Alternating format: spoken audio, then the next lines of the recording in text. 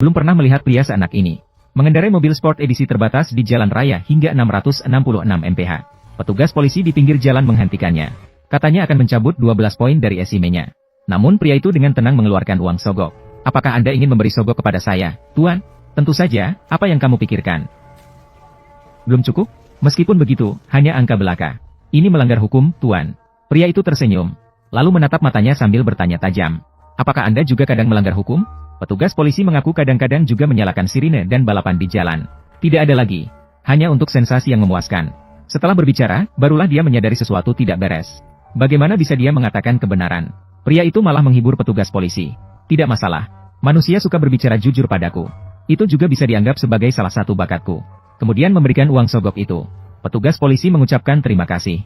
Pria itu pergi dengan gaya setelah menginjak gas. Inilah serial TV klasik yang mendapat rating tinggi, Lucifer. Dia dulunya salah satu malaikat terbaik yang diciptakan oleh Tuhan. Namun karena kesalahan, dia dihukum oleh Bapak untuk mengelola neraka selamanya. Menjadi iblis besar yang menakutkan, setan. Lucifer yang bosan dengan kehidupan di neraka, memutuskan untuk meninggalkan kekuasaannya dan turun ke bumi. Kehidupan kota yang penuh gemerlap membuatnya benar-benar tersesat. Asistennya yang ikut turun ke bumi, Maze, mengingatkannya. Kita seharusnya kembali ke neraka dan melakukan sesuatu yang benar. Kamu tahu, kamu adalah penguasa neraka. Aku sudah pensiun. Maze, masih banyak waktu. Tidak tahan dengan omelannya. Lucifer berbalik dan pergi. Dia juga adalah anak Tuhan seperti Lucifer. Dia datang untuk memberitahunya bahwa Bapak memerintahkan dia untuk segera kembali ke neraka. Namun Lucifer yang pemberontak malah cuek. Dia sangat marah sampai wajahnya menjadi hitam. Namun dia tidak bisa berbuat apa-apa. Akhirnya dia hanya bisa kembali dan mengadukan pada Bapak. Tak lama kemudian, seorang gadis berambut pirang menemukan Lucifer. Dia dulu adalah penyanyi tetap di bar. Dengan bantuan Lucifer, menjadi bintang terkenal. Namun belakangan ini dia diterpa berbagai skandal. Lucifer mengatakan padanya untuk tidak peduli dengan suara luar. Menjadi diri yang sebenarnya sudah cukup. Setelah percakapan itu, gadis berambut pirang benar-benar membaik. Kemudian keduanya berpelukan di pintu sambil berpisah. Namun pada saat itu juga, tiba-tiba muncul kendaraan tak dikenal di pinggir jalan. Dan langsung menembak ke arah mereka. Keduanya terjatuh tersungkur. Pembunuh hendak melarikan diri. Namun ditabrak oleh bus yang datang dari depan, menghancurkan mobil dan menewaskan orang. Lucifer yang bangkit dari kematian melihat gadis berambut pirang tergeletak di genangan darah. Dengan marah, ia mendekati pembunuh. Namun sang pembunuh sudah mati.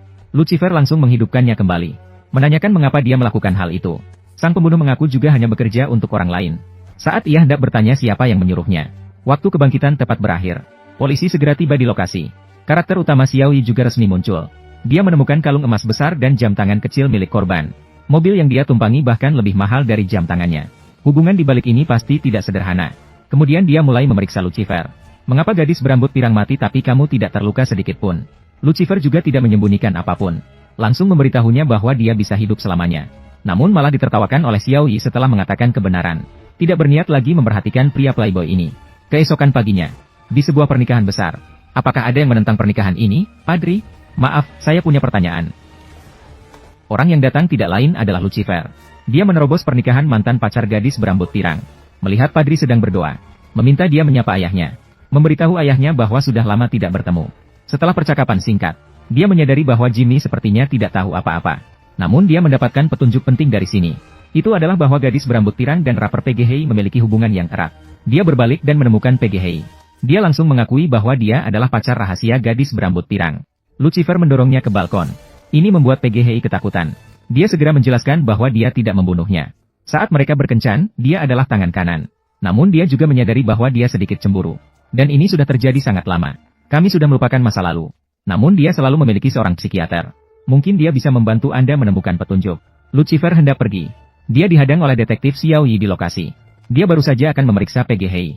Namun Fang Ge mengatakan kepadanya bahwa saya sudah selesai bertanya. Dia tidak memiliki pertanyaan.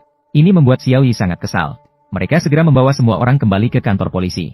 Lucifer juga diikat dengan gelang tangan besar berwarna perak olehnya. Bagaimana mungkin dia bisa menahan dewa besar ini?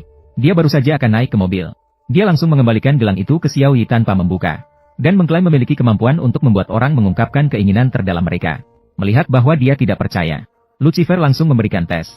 Katakan padaku, detektif, apa yang paling kamu inginkan dalam hidup ini? Apakah ini kemampuanmu? Maze terlihat bingung. Kemampuan super yang selalu berhasil. Mengapa tidak ada efek pada wanita ini? Dan dia bahkan kebal terhadap pesona tampannya sendiri. Penguasa neraka ini semakin tertarik padanya. Xiaoyi dengan enggan harus membawa permen karet ini dalam penyelidikan. Namun, saat dalam perjalanan mencari psikiater, dia tiba-tiba menerima telepon dari sekolah.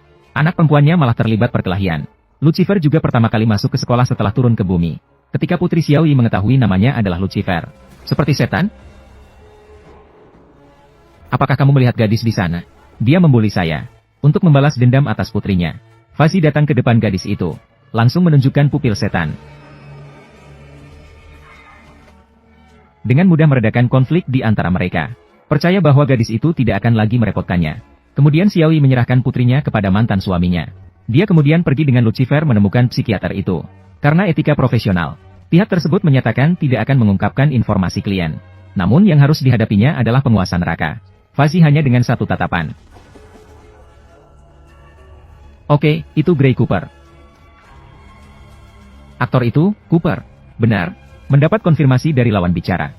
Mereka segera menemukan Cooper. Dalam percakapan, Xiaoyi menyadari jam tangannya sama persis dengan yang dipakai oleh pembunuh. Maka dia bertanya dari mana dia mendapatkan jam tangannya. Cooper mengatakan bahwa setiap pacar blond memiliki satu. Jadi, pertanyaannya adalah, mengapa pembunuh juga memiliki satu? Jelas sekali blond tidak mungkin berkencan dengan orang seperti itu. Mereka kembali ke bar. Tidak tahu dari mana memulai kasus ini. Pada saat itu juga, laporan penjualan album penyanyi berambut pirang di televisi.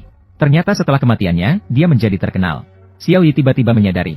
Mereka segera pergi ke perusahaan rekaman. Ternyata Jimmy bukan hanya mantan pacar Goldie, tetapi juga menir perilisan albumnya. Setelah kematian Goldie, dialah yang paling diuntungkan. Sementara jam tangan di tangan pembunuh adalah komisi yang diberikan Jimmy kepada penembak. Melihat identitasnya terbongkar, dia langsung menangkap anak laki-laki di sebelahnya. Kedua belah pihak saling berhadapan dengan tegang. Namun, Lucifer dengan percaya diri maju. Xiaoyi segera memintanya untuk mundur. Aku sudah bilang padamu, tidak apa-apa, aku abadi. Mengapa kamu melakukan ini? Dia akan membunuhmu. Tidak, tidak, tidak. Kamu membiarkannya pergi terlalu mudah. Setiap kali seperti ini, Lucifer selalu ingin kembali bekerja di neraka. Berikan pelajaran yang pantas kepada jiwa jahat ini. Saat kedua orang itu sedang bertengkar, suara tembakan terdengar. Yuni tertembak dan jatuh. Lucifer benar-benar panik kali ini. Ini adalah salah satu wanita paling istimewa di antara banyak wanita yang dikenalnya. Dia tidak akan membiarkan dia mengalami kecelakaan apapun. Kali ini, Jimmy sekali lagi mengirimkan bantuan ilahi. Saat itulah Jimmy memberikan bantuan lagi. Lucifer langsung menangkap telur. Langsung mengangkat Jimmy. Tolong, jangan bunuh aku. Aku tidak akan membunuhmu. Aku akan membuat hidupmu lebih buruk dari kematian. Layar berubah. Yuni melihat Lucifer begitu bangun. Dia terlihat bingung. Dia jelas-jelas melihat dia tertembak beberapa kali sebelum pingsan. Tapi mengapa sekarang dia tidak terluka sedikit pun? Lucifer memberitahunya bahwa dia bisa hidup abadi. Yuni tersenyum. Saat dia sedang berbicara tidak jelas. Namun hubungan mereka jelas lebih dekat daripada sebelumnya. Malam itu, dia kembali sendirian ke bar. Saat turun dari mobil, saya langsung tahu bahwa saudara laki-laki, Amandil, sudah datang lagi. Ini adalah saat-saat ketenangan yang hanya dimilikinya. Orang biasa sama sekali tidak bisa melihat tanda-tanda apapun. Dia datang lagi untuk mendorong Lucifer kembali ke neraka. Karena tiga dunia harus menjaga keseimbangan tertentu. Dan kekuatan sihirmu sekarang sudah melemah banyak. Dia mengingatkan adiknya agar tidak terpengaruh oleh aura jahat manusia. Jika neraka tanpa pemimpin, maka akan terjadi kekacauan di dunia. Namun Lucifer sama sekali tidak memperdulikannya. Sebuah kata-kata yang sangat tidak pantas. Membuat malaikat hitam yang terkenal marah sampai ke langit. Pendeta ini secara terbuka mencemooh setan di jalanan. Menyalahkan semua kesalahan di dunia pada dirinya. Namun adegan ini diamati oleh setan dengan saksama. Bahkan menggunakan namanya sendiri untuk menipu orang. Dia segera menjelaskan kepada semua orang bahwa dia tidak sejahat itu. Kejahatan kalian manusia adalah akibat dari perbuatan kalian sendiri. Wajah pastor berubah. Bertanya kepadanya apakah dia mencari masalah. Jangan menghalangi jalanku di sini. Lalu suruh dia segera pergi. Tanpa disadari, orang di depannya adalah tuan neraka yang dia ejek. Lucifer melihatnya tetap keras kepala. Langsung ingin menjadikannya pengikutnya. Jangan mendekat. Dia adalah setan. Aku serius, ini bukan pertunjukan.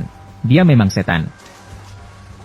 Setelah berkata begitu, dia langsung melarikan diri tanpa menoleh. Kembali ke bar. Fone sudah menunggu di sini cukup lama. Dia ingin melihat apa rahasia yang ada pada pria itu. Melihat Lucifer memainkan piano di tengah lantai dansa. Fone langsung berkata tanpa basa-basi. Aku telah menyelidikimu. Kamu memang bernama Lucifer Morningstar. Tapi 5 tahun yang lalu, arsipmu belum ada. Tidak ada yang muncul begitu saja. Dan tidak ada yang bisa tertembak beberapa kali tanpa cedera. Lucifer langsung mengatakan bahwa dia adalah setan, tuan neraka. Namun Yvonne sama sekali tidak memperdulikan omong kosongnya. Malah duduk manja di sampingnya. Lawan tidak akan bisa lolos dari kendaliku. Saat hendak bertindak, namun Xiaoyi tiba-tiba berdiri. Ternyata dia ingin melihat apakah Lucifer mengenakan rompi anti peluru. Dia terlihat bingung. Dengan menatap mata sendiri, dia akan mengungkapkan pikirannya. Hanya Xiaoyi yang kebal terhadapnya.